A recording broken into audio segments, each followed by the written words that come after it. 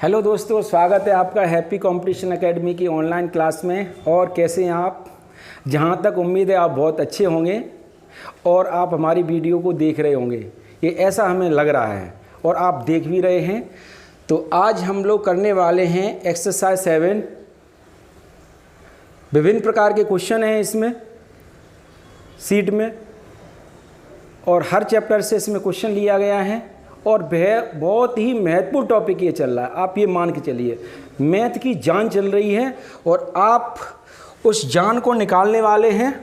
तो देखते हैं इसमें आज कौन कौन से क्वेश्चन लिए हैं आपके लिए और आप उन्हें कैसे सॉल्व करेंगे वो भी हम आपको बताएंगे।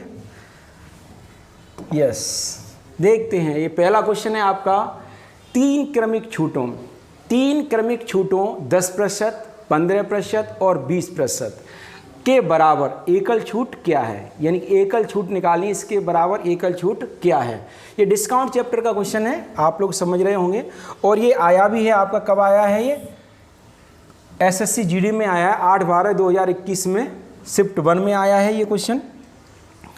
तो इसमें हम देखते हैं क्वेश्चन को। 3 क्रमिक छूटों 10%। तो देखिए 10% छूट, पहला डिस्काउंट है आपका 10%। 10% का फ्रैक्शन होगा 1/10, यानी कोई वस्तु 10 रुपये की है, इसमें हमें 1 रुपये का क्या मिला? डिस्काउंट मिला। 1 रुपये का डिस्काउंट मिला तो ये हमें कितनी की मिली? 9 रुपये की मिली। दूसरा डिस्काउंट है 15% का। दूसरा डिस्काउंट है आपका 15% का। 15% का फ्रैक्शन होगा 3/20, यानी पहली छूट यानी वस्तु कितने की है? 20 रुपये की। इसमें 3 का हमें डिस्काउंट मिला तो हमें कितने की मिलेगी? 17 रुपये की मिलेगी। अगला डिस्काउंट है इसमें 20% का। तो 20% का आपका फ्रैक्शन हो जाएगा 1/5, यानी कोई वस्तु 5 रुपये की है, 1 का हमें डिस्काउंट मिलेगा तो हमें कितने की मिलेगी? 4 की मिलेगी। अब यहाँ पर हम इसको देखते हैं, इसका मल्टीप्लाई करते हैं। 20 पंजे 100 और 100 का 10 में मल्टीप्लाई करेंगे तो कितना आ जाएगा? 1000। ठीक है, इसका गुणा करेंगे 9 चौके 36 और 36 का 17 में गुणा करेंगे। 36 का आपस में मल्टीप्लाई करेंगे तो 17 ये आपका आ जाएगा 612। ये आपका मल्टीप्लाई आ जाएगा 612। यहाँ पर देखिए कोई वस्तु 100 रुपये की थी, अब हमें कितने रुपए की मिल रही है वो वस्तु? अब हमें मिल रही है 612 की। तो यहाँ पर कितना डिस्काउंट है? यहाँ पर कितना डिस्काउंट मिला आपको? 388 रुपये का मिला। कितने रुपए पर मिला है? 1000 रुपये पर मिला है। तो 100 रुपये पर कितना मिलेगा? तो आपका डिस्काउंट 2 जीरो से 2 जीरो कैंसिल हो जाएंगे। अब कितना आ गया? 388/10। अब इसमें 1 अंक बाद ये दशमलव लग जाएगा और ये आपका ये जीरो है, ये भी फिनिश हो जाएगा। तो आपका आंसर आ जाएगा 38.8%। ये आपका टोटल डिस्काउंट होगा, ये आपका आंसर है। ठीक है, कर लीजिए प्रश्न को।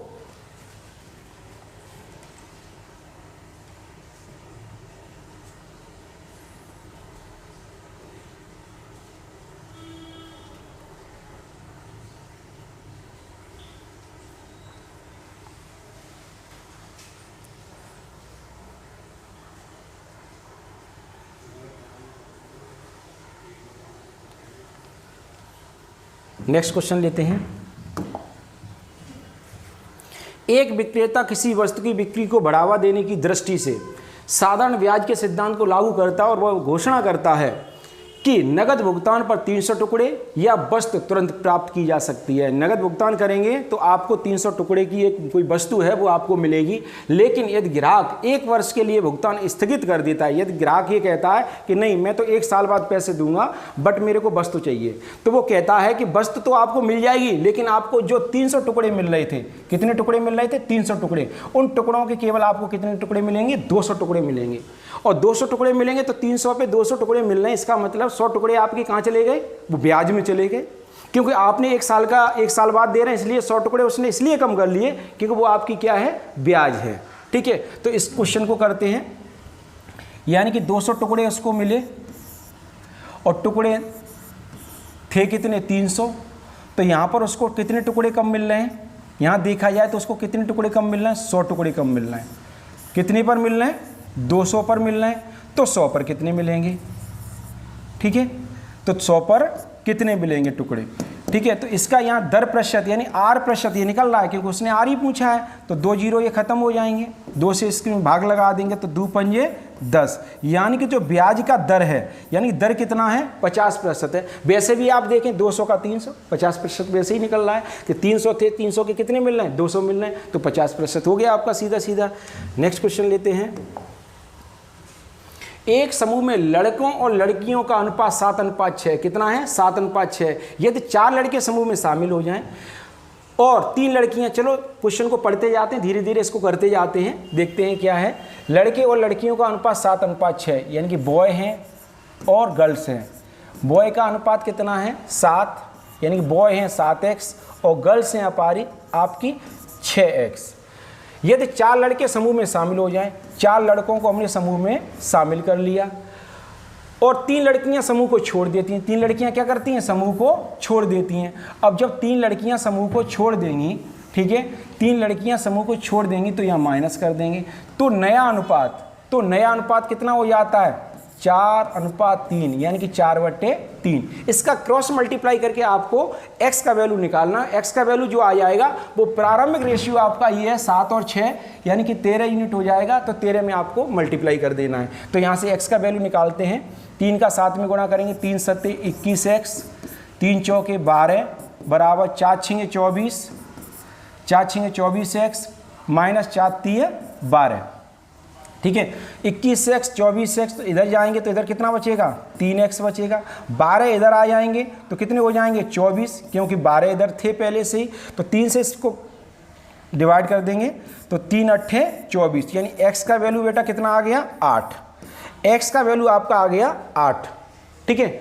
x का वैल्यू 8 आ गया। उसने पूछा क्या है शुरू में, यानी कि प्रारंभ में लड़के और लड़कियों की कुल संख्या कितनी थी। तो प्रारंभ में कितनी थी 7x और 6x, ये थी प्रारंभ में, ये प्रारंभ में संख्या थी। कब थी ये, प्रारंभिक संख्या थी। तो 7 और 6 कितने हो गए 13x, ठीक है। 13 और x का गुणा करेंगे 8 में, ठीक है। इसका मल्टीप्लाई कर दो, 13 8 कितने हो गए 104, ठीक है। तो प्रारंभ में लड़के और लड़कियों की कुल संख्या कितनी थी, प्रारंभ में लड़के और लड़कियों की कुल संख्या कितनी थी 104। कैसा लगा आपको क्वेश्चन? अगर समझ में नहीं आए तो आप कमेंट में बता दें, तो मैं नेक्स्ट वीडियो में आपको फिर से दोबारा से वही क्वेश्चन करा दूंगा। आप बिल्कुल भी टेंशन न लें, क्योंकि पढ़ाई कभी टेंशन से नहीं की जाती है, माइंड को फ्री छोड़ना है। क्योंकि ये माइंड जो हमारा है, ये हमारा क्या है सॉफ्टवेयर है, और ये नीचे बॉडी है, ये हमारी क्या हार्डवेयर है। अगर हम इसको अगर सही नहीं रखेंगे तो हमारा ये हार्डवेयर काम करना बंद कर देगा। तो इसलिए पढ़ाई बिल्कुल स्लोली चलती है, प्रतिदिन चलती है, थोड़ी थोड़ी आप पढ़ाई करते रहें। जरूरी नहीं कि एक दिन आपने 8 घंटा पढ़ लिया, दूसरे दिन पढ़ाई नहीं। आप डेली पढ़िए, लेकिन 3 घंटा पढ़िए, 4 घंटा पढ़िए, लेकिन डेली पढ़िए। और उस टाइम पर आप सब कुछ भूल जाओ, सब कुछ भूल जाओ कि क्या हो रहा है, घर में क्या हो रहा है, बाहर क्या हो रहा है, हम कहाँ मिले थे, क्या हुआ था, कौन सा मेरा मित्र था, सब कुछ भूल जाओ। सिर्फ पढ़ाई और पढ़ाई पर ही आपको ध्यान देना और किसी पर भी ध्यान नहीं देना है। चलते हैं नेक्स्ट क्वेश्चन पर। पाइप P और Q एक टैंक को क्रमशः 18 और 27 मिनट में भर सकते हैं, जबकि पाइप R भरी हुई टंकी को 54 मिनट में खाली कर सकता है। P और Q को एक साथ 6 मिनट के लिए खोला गया है। P और Q को कितने मिनट के लिए खोला गया है? मात्र 6 मिनट के लिए खोला गया है, फिर बंद कर दिया गया है और R को खोल दिया गया है। टैंक को अकेले R द्वारा खाली किया गया था, यानी टैंक R उस भरी हुई टंकी को कितनी देर में खाली कर देगा। पहले तो हमें ये देखना है कि टैंक भर कितना रहा है पानी, क्या पूरा टैंक भर जाता है कि आधा टैंक भरा जाता है, टैंक में आखिर पानी पहुंचा कितना 6 मिनट में। तो हमें सबसे पहले ये निकालना है कि टैंक में पानी पहुंचा कितना। देखते हैं, देखिए P और Q टैंक को कितने मिनट में 18 मिनट में और 27 मिनट में भर सकते हैं।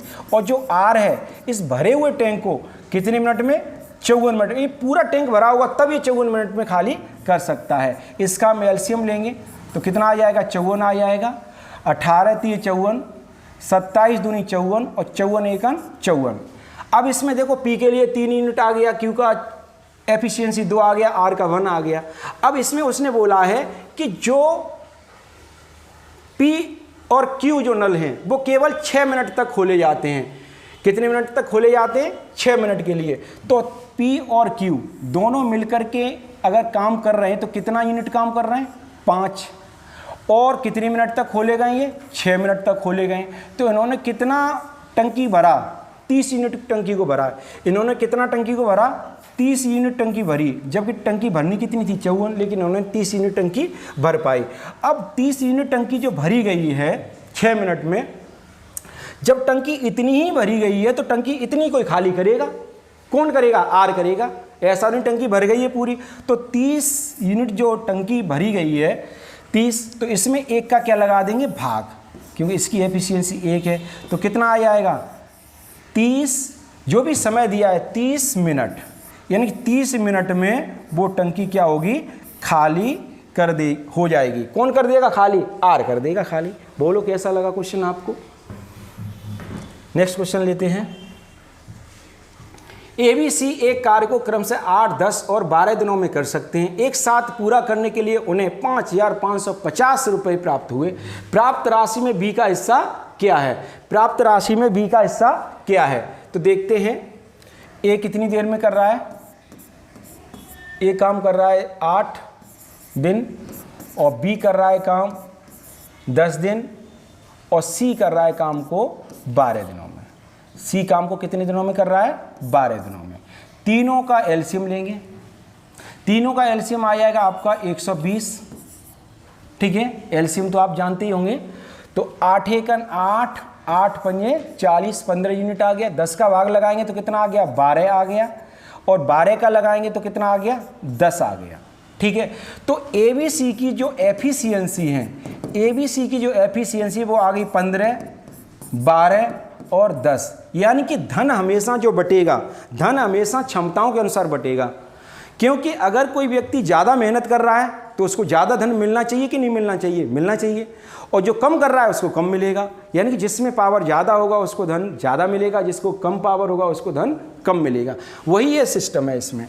अब धन बटना कितना है? 5,550 रुपये बटने, और हमारे अनुसार इनके भाग कितने आए? 15, 12 और 10। तो हम इनका अनुपाती योग करेंगे। तो 15, 12, 27 और 10 37। तो आपका 37 यूनिट बराबर आपका आ गया 5,550। 5,550 रुपये आपके ये बटने हैं, ठीक है। अब 37 का इसमें भाग लगाएंगे। तो 37 का आप भाग लगाएंगे तो 1 यूनिट बराबर 37 एकन 37 और ये 8 बार, यानी कि 180 बार भाग चला जाएगा। यानी कि 1 यूनिट का वैल्यू निकल करके आपका आ गया, 1 यूनिट का वैल्यू निकल करके आपका आ गया, 1 यूनिट का वैल्यू निकल करके आ गया 180। अब इसमें भाग पूछा किसका है? अब इसमें भाग पूछा किसका है? भाग पूछा है आपको इसमें, भाग पूछा आपको इसमें B का, B का हिस्सा रुपए में, B का हिस्सा रुपए में। सॉरी ये किधर गया? B का हिस्सा पूछा है इसमें रुपए में। तो हम B का हिस्सा निकालेंगे। तो B का हिस्सा निकालेंगे। B के लिए कितना यूनिट है? 12 यूनिट है। तो B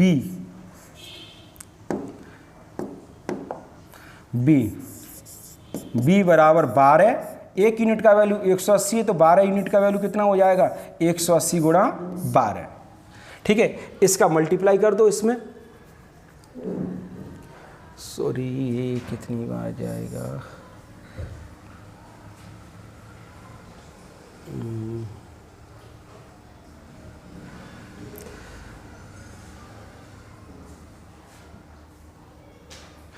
ये 15 बार भाग जाएगा। सॉरी इसको लगा करके देख लेते हैं।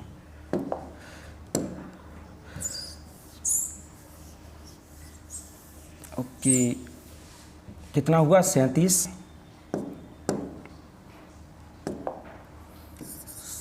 यूनिट बराबर कितना था? 5,550, ठीक है। इसका भाग लगा करके देख लो, ठीक है। तो 5,550 मैंने जल्दी से कर दिया ये 37 का, ठीक है। 37 से लगा करके देख लो। 37 एकन 37 बचा कितना? 37 बचा कितना? 5 में 15 में से 7 गए, हटा दो भैया। 6 15 में 7 गए, कितने बचे? 8।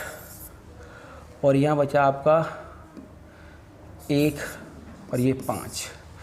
7 पंजे 35, 5 बार 185, 0 ये आ गई। तो आपका ये चला जाएगा 1 यूनिट बराबर 150, ठीक है। तो B के लिए कितना यूनिट है? 12। 12 गुणा 150 बराबर 1800 रुपये। कितना आ जाएगा? 1800 रुपये। ठीक है, कितना आ जाएगा? 1800 रुपये। नेक्स्ट देखते हैं। डायरेक्ट कर दिया था तो इसलिए थोड़ा सा उसमें प्रॉब्लम हो गया। निखिल और नेहा ने 5:4 के अनुपात में पूंजी का निवेश किया। नेहा ने जितना समय निवेश किया वह निखिल द्वारा निवेश किए गए समय से 1 वर्ष अधिक था। कितना था? 1 वर्ष अधिक था। निखिल और नेहा ने 5:4 के अनुपात में पूंजी का निवेश किया है। यानी कि निखिल ने लगाया है 5 रुपया और नेहा ने लगाया है 4 रुपया निवेश किया। नेहा ने जितना समय निवेश किया वह निखिल द्वारा निवेश किए समय से 1 वर्ष अधिक था।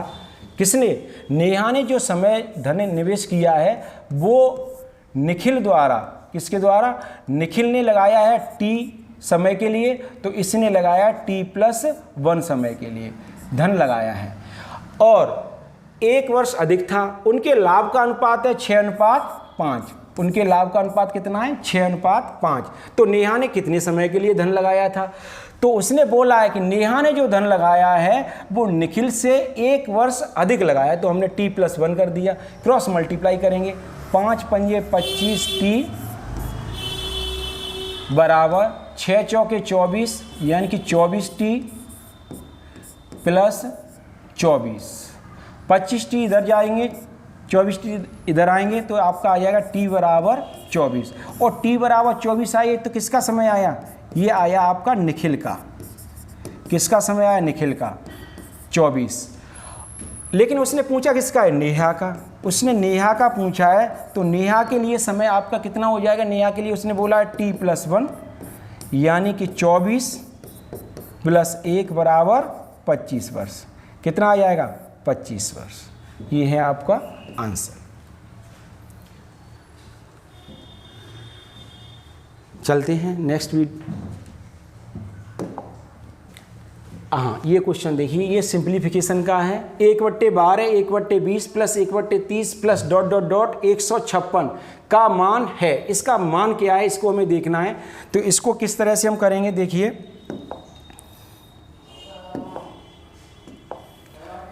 एक बट्टे बारह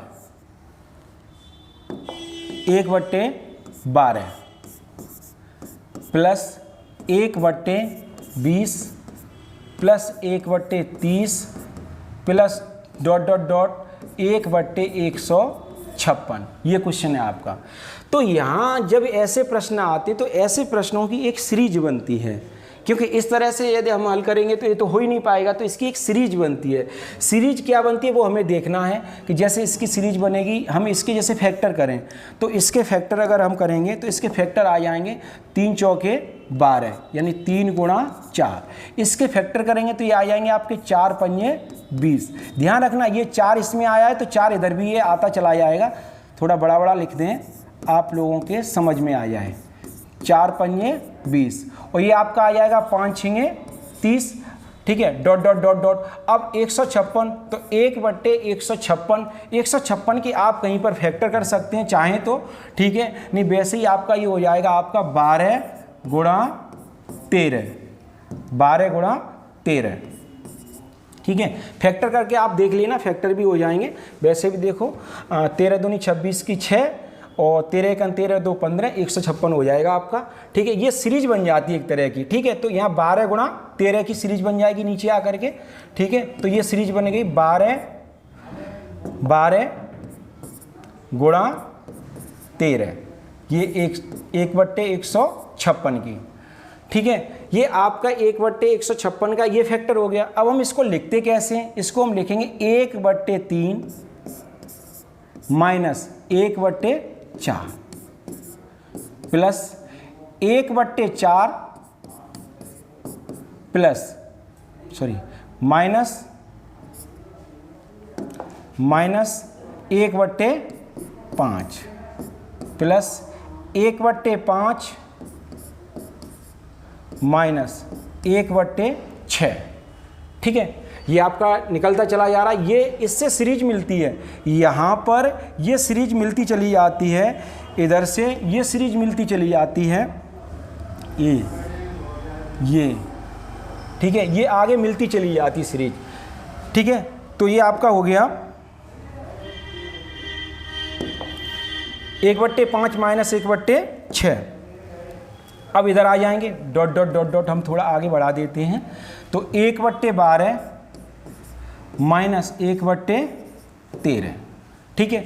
अब यहाँ से देखो ये माइनस का ये प्लस का 1/4, ये कैंसिल होते चले जाएंगे, 1/5 ये भी कैंसिल हुआ, ये भी हुआ, और आगे भी इसमें कोई पद आ रहे होंगे उनसे ये 1/12 फिनिश हो जाएगा, ठीक है, क्योंकि आगे पद भी होंगे। तो ये आपका बचा 1/3 माइनस 1/13। इसका एलसीएम लेंगे, तो एलसीएम लेंगे तो आपका 13 कितना हो जाएगा 39, तो 13 एकन 13 और 3 एकन 3, यानी कि 13 में से 3 जाएंगे तो कितना बचेगा 10, और नीचे कितना आ जाएगा 39। इसका आंसर आएगा 10/39। इसको समझ लेना आप लोग अच्छे से, ठीक है। बहुत ही इजी क्वेश्चन होते हैं, होता है इनमें कुछ भी नहीं, बस आपको थोड़ा सा समझना है, ठीक है। क्या करना है, थोड़ा सा समझना है, और समझ करके आप प्रश्नों को आसानी से आप आगे भी करते चले जाएं। ऐसे प्रश्नों को मैं लूँगा प्रत्येक सीरीज में, ये सिंप्लीफिकेशन का क्वेश्चन है, और जब मैं आपको ये चैप्टर कराऊंगा तो उसमें मैं आपको ये बताऊंगा, ठीक है। वैसे आज मैं आपके लिए 2 वीडियो डालने वाला हूँ, एक संख्या पद्धति की और एक एक्सरसाइज की इसकी।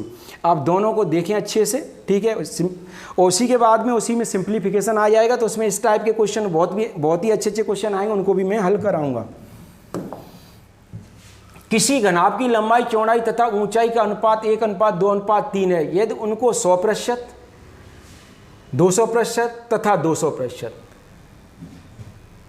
बढ़ाया जाए तो नया अनुपात पुराने की अपेक्षा कितना बढ़ जाएगा। तो नया अनुपात पुराने की अपेक्षा कितना गुना बढ़ जाएगा, ये हमें यहाँ पर देखना है। देखते हैं, क्वेश्चन को हल करते हैं।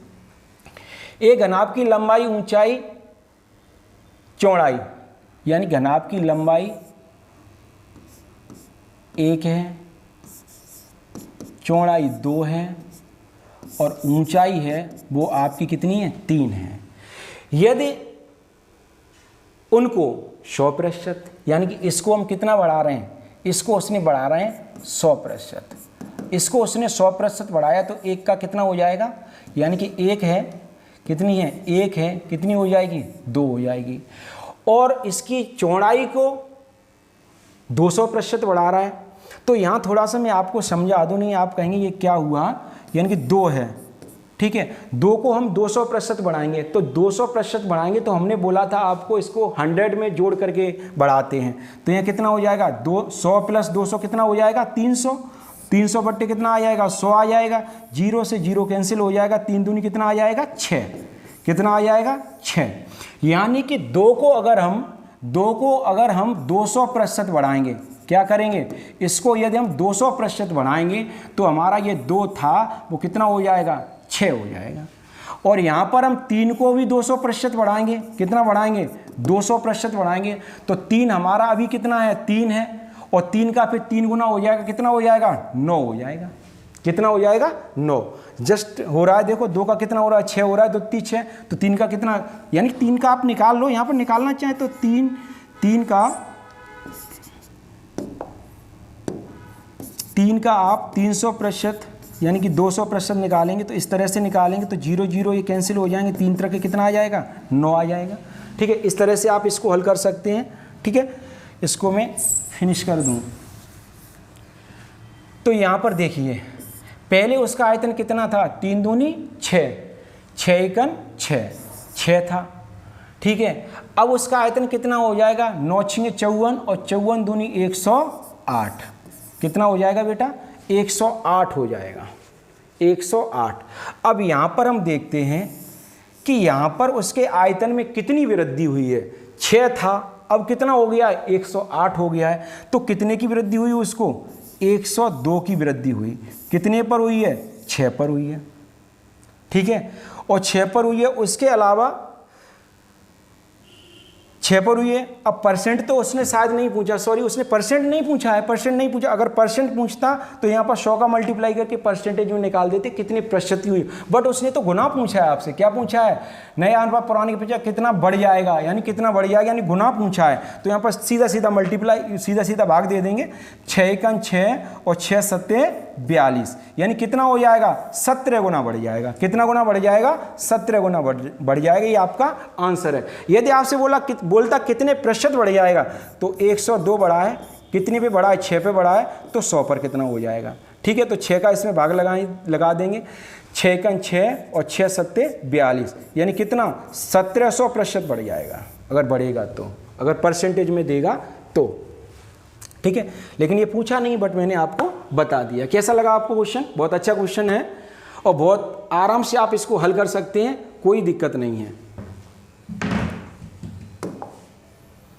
वह सबसे बड़ी संख्या ज्ञात कीजिए जिससे 108, 124, 156 को विभाजित करने पर समान शेषफल बचता है। क्या बचता है? समान शेषफल बचता है। सबसे बड़ी संख्या, और जैसे ही सबसे बड़ी संख्या आई, जैसे ही सबसे बड़ी संख्या आई, आप समझ लो कि सबसे बड़ी संख्या पूछी, तो इसका क्या पूछा है? एचसीएफ पूछा है। तो संख्याएं क्या क्या हैं? 108 है, दूसरी संख्या है आपकी 124 है, और तीसरी संख्या है वो आपकी है 156। इनका डिफरेंस निकालेंगे। 156 में से 124 जाएंगे बेटा, तो कितना बचेगा? यहाँ पर 32 बचेगा। और 124 में से 108 जाएंगे तो कितना बचेगा? यहाँ पर 16 बचेगा। कितना बचेगा? 16 बचेगा। और 32 में से 16 जाएंगे तो कितना बचेगा? 16 बचेगा। कि देखना ऑप्शन में 16 है, 16 है, यस, ये है आपका 16। यही तो आपका आंसर है, यही क्या है? आंसर है। ठीक है, इस तरह से ये समान संख्या वाले आप इस तरह से भी कर सकते हैं। ठीक है, और 16 का आप इसमें भाग लगाएंगे। ठीक है, 16 पंजे 80, 16 छिंगे 96। ठीक है, 96, 8 और 4 12, यहाँ कितने शेषफल बचेंगे? 12 बचेंगे। यहाँ पर भाग लगाएंगे तो यहाँ पर भी 12 शेषफल बचेंगे, और इसका 16 का भाग इसमें लगाएंगे तो 12 शेषफल बचेगा। 16 का 124 में लगाएंगे तो 12 शेषफल बचेगा, और 16 का 156 में भाग लगाएंगे तब भी शेषफल 12 ही बचेगा। क्योंकि 16 निम्मा कितने हो जाते हैं? 144, और 144 156 में से 144 घटाएंगे तो कितना बचेगा? 12 बचेगा। ठीक है, नेक्स्ट क्वेश्चन लेते हैं। देख लो, इसको स्क्रीनशॉट ले लो, बहुत अच्छा क्वेश्चन है। ठीक है, इसके आने के चांस हैं नेक्स्ट टाइम। 4 पे घात 61 4 प्लस 4 पे घात 62 प्लस 4 पे घात 63 प्लस 4 पे घात 64 से विभाजित है। ये संख्या किस संख्या से विभाजित है? 10 से, 3 से, 13 से या 11 से? ये क्वेश्चन बहुत तरह से आता है। 4 के रूप में आता है, ये 2 के रूप में भी आता है। इसका बेस है यहाँ पर 2 आ जाएगा। ठीक है, 2 के रूप में आ जाएगा। 2 पे घात 71 प्लस 2 पे घात 72 प्लस 2 पे घात 73 प्लस 2 पे घात 74। ये संख्या किससे विभाजित होगी? तो ये संख्या किससे विभाजित होगी? तो ये भी क्वेश्चन इसी में से बनते हैं। ठीक है, इसी टाइप के क्वेश्चन है। बहुत क्वेश्चन है ऐसे, इस टाइप के 4-5 क्वेश्चन है, बट आप एक समझ जाएंगे तो आप सारे क्वेश्चनों को कर देंगे, कोई भी आ जाए, कैसी भी आ जाए। संख्या चेंज होती है, तरीका कभी चेंज नहीं होता। आपको सिर्फ मेथड समझना है, आपको मेथड सीखना है, न कि आपको क्वेश्चन को देखना है, रटना है, ऐसा कुछ नहीं करना। सिर्फ आपको मेथड समझना है, और मेथड हम आपको बहुत ही अच्छा मात्र 20 सेकंड में निकालने वाला। 20 सेकंड भी नहीं लग रहे होंगे, आप देख रहे होंगे मैंने बोला है 20 सेकंड, लेकिन 20 सेकंड से भी कम समय में आपके सारे प्रश्नों के आंसर आ रहे हैं। बहुत महत्वपूर्ण सीरीज चल रही है ये आपकी। कोई सा भी एग्जाम हो उसमें आपकी ये सीरीज 100% काम करेगी, क्योंकि इसमें बहुत अच्छे अच्छे क्वेश्चन हैं। देखते हैं क्वेश्चन। 4 पे घात 61 प्लस 4 पे घात 62 प्लस 4 पे घात 63 प्लस 4 पे घात 64, ये किससे विभाजित होगा? तो हम इसमें से 4 पे घात 61 कॉमन ले लें, तो यहाँ बचा 1, यहाँ बचा आपका 4, यहाँ बचा 4 का स्क्वायर, और यहाँ बचा 4 पे पावर 3।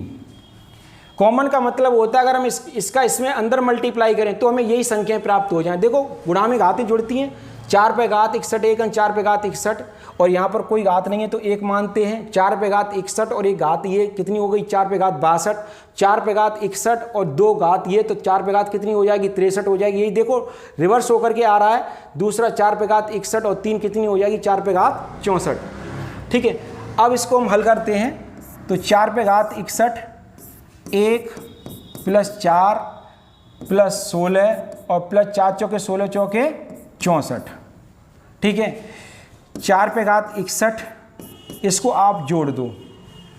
ठीक है, 64 और 16 आपका हो गया 80, 80 4 84, 84 और एक कितना हो गया 85, 85। अब देखो ये संख्या 85 आ गई।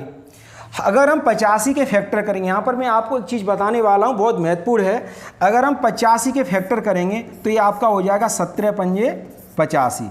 तो जो ये संख्या है, जो आपके पास में ये संख्या है, ये संख्या 17 से भी विभाजित हो रही होगी और 5 से भी विभाजित हो रही होगी। 17 से भी विभाजित हो रही होगी और 5 से भी विभाजित हो रही होगी, क्योंकि 85 के फैक्टर 17 और 5 हैं। ठीक है, 17 पंजे 85। ठीक है, अब इसमें देखते क्या ऑप्शन है। ओहो, इसमें तो ऑप्शन है ही नहीं, तो इसका आंसर है क्या आखिर। तो हम इसको देखो फिर सॉल्व करते हैं, इसको देखते हैं। ये आपको मैंने बता दिया है। ठीक है, समझ गए होंगे आप। तो हम इसमें क्या करते हैं, इसमें 4 पे घात 61 है, इस पर एक घात कम कर दें। 4 पे घात कितनी कर दी 60 कर दी। अब हमारे पास में ये 4 बचे और कितना है हमारे पास में 85 है। ठीक है, तो 4 पे घात 60 और 4 का हम इसमें गुणा करेंगे तो 4 पंजे 20, 2 4 अट्ठे 32, 4 अट्ठे 32 और 2 कितना आ गया 32 और 2 34, यानी कि 340। क्या देखिए हमारी 340 संख्या कट रही है किसी से, किसी से कट नहीं, 3 से नहीं कट रही है, 11 से भी नहीं कट रही है, न तो 3 से कट रही है, न 11 से कट रही है, न 13 से कट रही है। कितने से कट रही है 10 से कट रही है। ये संख्या 10 से विभाजित है। उसने बोला ये संख्या किससे विभाजित होगी, ये संख्या 10 से विभाजित होगी। ये रही आपकी 10 क्वेश्चन की एक सीरीज जिसको हम करा चुके हैं।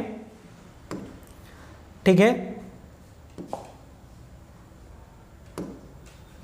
ये 10 क्वेश्चन की एक सीरीज है, कंप्लीट हो गई आपकी। और इन क्वेश्चनों को आप बहुत अच्छे से करना और ये जो क्वेश्चन मैंने आपको दिया है इस क्वेश्चन को आप लोग हल करना और देखना, इसी तरह से सेम हल करना और आप देखना इसका आंसर निकाल पाते हैं कि नहीं निकाल पाते हैं। ऑप्शन बट मैंने नहीं दिए, लेकिन ऑप्शन आपको स्वयं पता चल जाएगा। कैसा लगा वीडियो आपको, एक बार मुस्कुरा कर वीडियो को लाइक कर दें और सब्सक्राइब कर दें, क्योंकि ऐसी वीडियो आपको पर डे मिलेंगी, यानी आपको पढ़ने के लिए, और यही आपको सफल करेंगी। आप अपना कीमती समय कहीं बर्बाद ना करके, क्योंकि टाइम इज मनी, समय ही तो पैसा है। जिसने समय का सदुपयोग किया है उसके पास में पैसा है, और जिसने समय का दुरुपयोग किया है उसके पास में आज कुछ भी नहीं है। इसलिए आप ध्यान रखें, आप अपने समय का सदुपयोग करें। धन्यवाद।